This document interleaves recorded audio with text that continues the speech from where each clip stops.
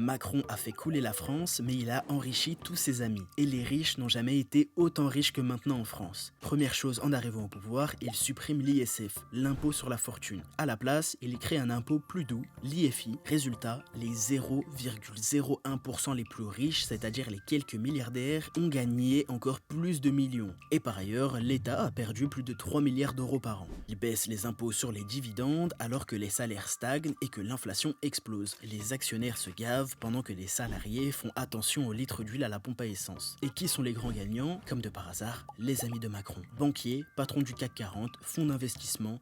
Est-ce que tu penses que c'est un hasard? Pas du tout. On le répète souvent, Macron était banquier chez Rothschild avec un salaire de 200 000 euros par mois. Même à l'Elysée, il a toujours le même patron et il bosse toujours pour les mêmes personnes. Et le plus ironique, c'est qu'il a dit que c'était pour relancer l'économie, mais en vrai, la pauvreté a explosé, la dette aussi, et la classe moyenne s'effondre. Et c'est pour ça que Macron est un personnage extrêmement intelligent.